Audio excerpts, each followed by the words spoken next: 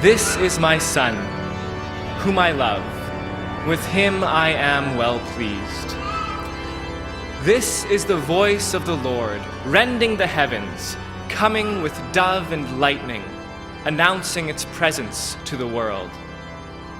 Thundering over the crashing waters, this voice shatters the cedars of Lebanon and shakes the foundations of the earth. It disturbs and uproots the powers and prides of this world, makes powerful rulers tremble on their thrones. God's voice breaks into our presence.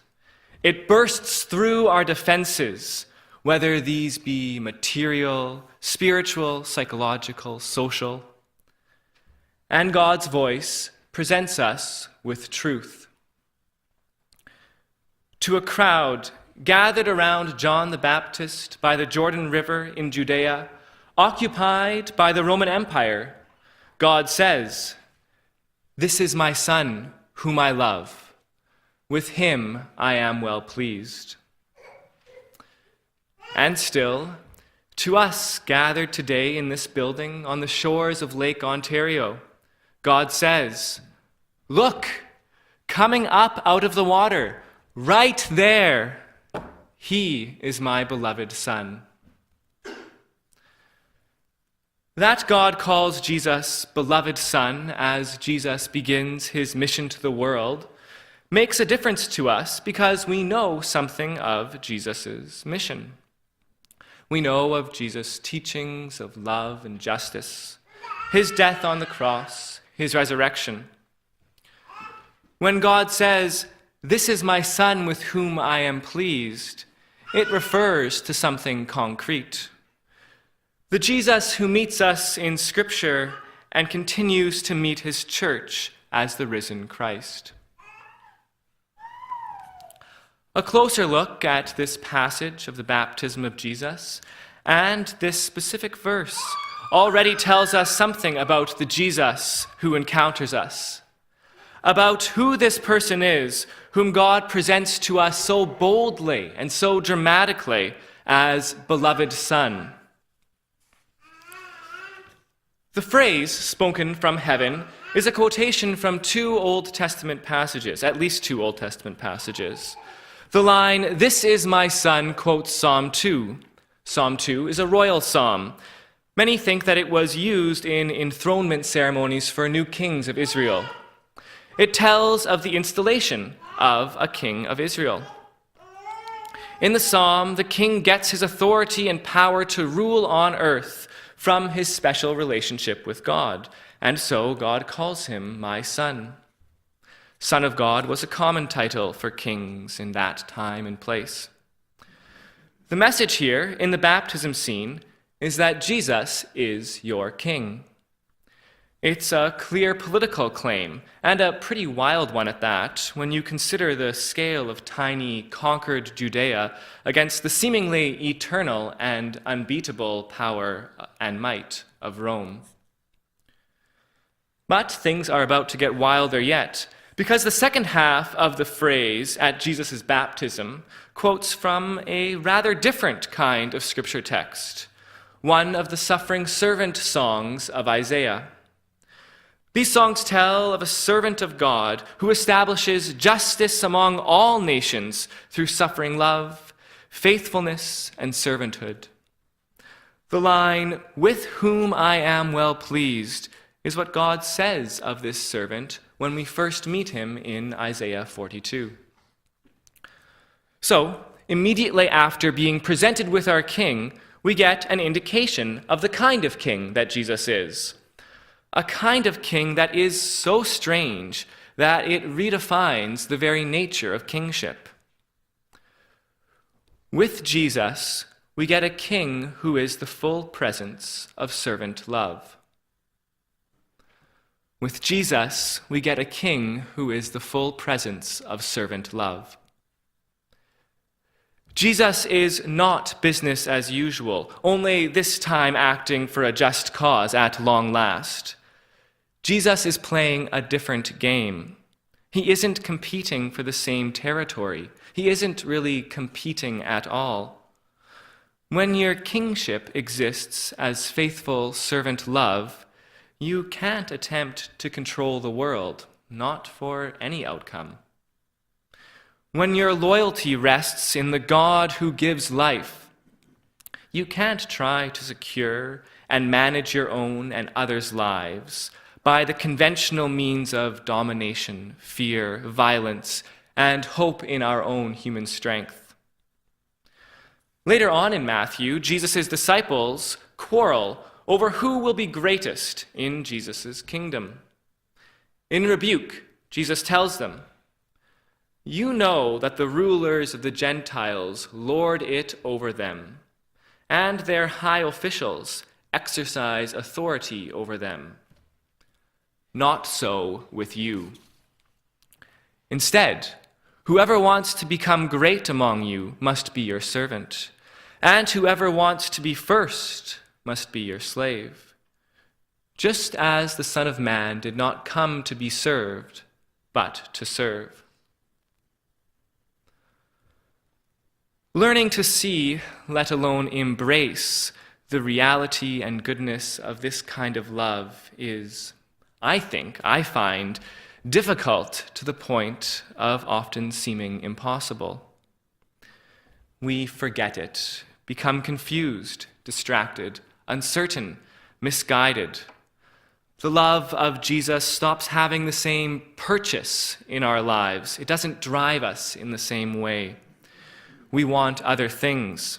Our pursuit of other things and the time we spend with them, superficial things, tells us that we don't know Jesus' love as closely as we might think we do. Maybe we even doubt that such a love ever really appears or matters at all. It is precisely to such realities that God speaks, opening the heavens to declare, "Look, coming up out of the water, there he is, my beloved Son, the overwhelming fullness of servant love." And God's voice comes to us again and again, in quiet gentleness, in calm, persistent persuasion, in awesome and terrifying power and might, in lightning flash of revelation. One way or another, the voice of the Lord intrudes upon and points us to the profound truth of the love we find in Jesus. So where might we listen? Where do we hear this voice? One place where I recently heard the voice of the Lord, reminding me of the power and goodness of love, was when I was washing the dishes and heard on the radio about this man. Anas al-Basha was a social worker in eastern Aleppo, the recently besieged and brutally captured city in Syria. He was apparently known throughout the city as the Clown of Aleppo, until he was killed in an airstrike in late November. He dressed up in makeup and costume to entertain the traumatized children of his city, seeking to give them moments of hope and joy. While he was involved in other, more technical or practical aspects of social work, distributing food, offering counseling services, he loved the children so much that he wanted to do something special for them. He especially had a love for those children who had been orphaned by the war. When the rest of his family fled the city, he was determined to stay because of the orphaned children he would need to leave behind. A regular joker, he would act out skits with them, organize parties, and hand out presents during the equivalent of the Christmas celebrations. He was 24 when he was killed, 19 when the war in Syria began. Anas al-Basha's story acts as a powerful example of God's voice breaking into the most horrifying aspects of human existence to proclaim the reality of love. It is striking how powerfully lived al-Basha's life appears to us while at once this life and his work was so totally irrelevant, in one sense, to the forces masquerading as true power. This life and work had no military consequence, and even by a certain kind of calculative humanitarian standard, al-Basha's work seemed somehow excessive, perhaps even wasteful. It also does not fit with the self-victimization of a certain kind of martyrdom that pursues glory, fame, and authority. Al-Basha didn't even have a Facebook account to promote his own activities, and there are almost no videos of him at work, though he was so frequently on the streets that he was known throughout the city. The clown of Aleppo is not competing for territory, for gain, or the ability to control the world. He's playing a different kind of game. And I think he shows us that the game he's playing is the one that is worth playing. And this is a sort of power. A power that unmasks the lie that dominating armies are actually in control, and that points us to the goodness and power, the worthwhileness of Jesus' servant love. Certainly it asked me that pointed question. How are you living your life? How are you embracing the servant love that God's voice points to in Jesus?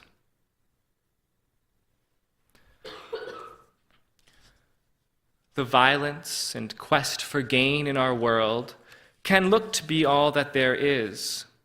The domineering ways of relating to others and ourselves captivates our vision.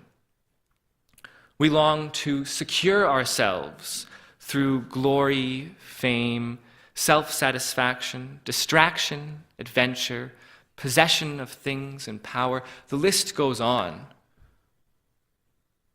Before long, I suspect, we find that such things, such pursuits, in fact, possess us. And of course, there is all the violence that the world commits against us, all the violence committed against us in the world. The endless onslaught of advertisement that captures our imagination and tries to tell us that we can buy our way into life. The psychic and mental domination and manipulation that we so often experience in relationships. Physical violence that is a daily reality for some and a more occasional or distant reality for others. Societal violence that causes us to feel alienation, separation, loneliness. Like the disciples in Matthew, we are fearful of this love's vulnerability, and we desire our own gain at the expense of others. We fear being vulnerable. We fear losing what we have, possessions, health, friends, family members, work, a world we understand, political stability, a clean environment, the ability to concretely receive others. We fear others instead and fear facing ourselves honestly.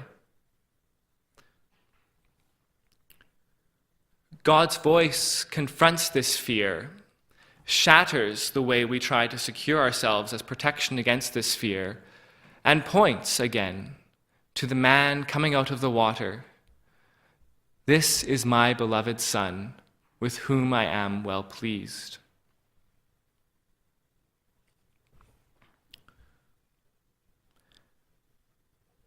As I was preparing this sermon, a line from a George Herbert poem kept running through my head as I considered my own ongoing resistance through fear, pursuit of self, to the love that I was seeing in these scripture passages.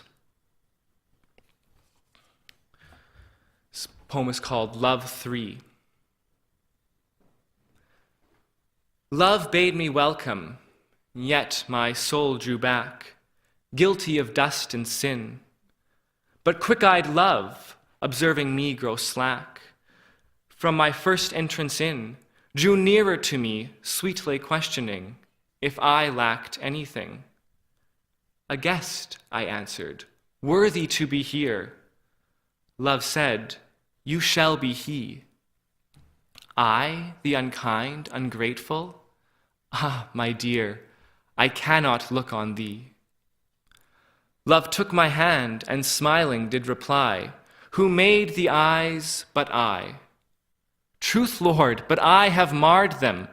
Let my shame go where it doth deserve. And know you not, says love, who bore the blame? My dear, then I will serve. You must sit down, says love, and taste my meat. So I did sit and eat. I invite you to take a moment or two to consider the routines or chaoses or rituals in your life that make you feel stuck,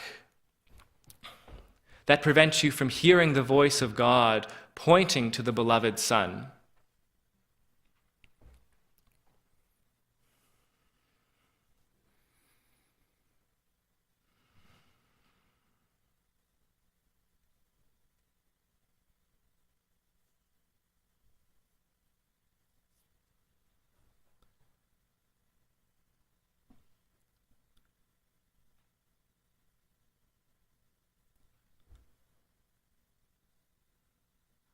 Love bade me welcome, yet my soul drew back, guilty of dust and sin. But quick-eyed love, observing me grow slack from my first entrance in, drew nearer to me, sweetly questioning if I lacked anything. A guest, I answered, worthy to be here. Love said, you shall be he. I, the unkind, ungrateful? Ah, my dear, I cannot look on thee. Love took my hand and smiling did reply, who made the eyes but I? Truth, Lord, but I have marred them. Let my shame go where it doth deserve. And know you not, says love, who bore the blame?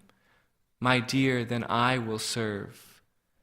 You must sit down, says love, and taste my meat. So I did sit and eat.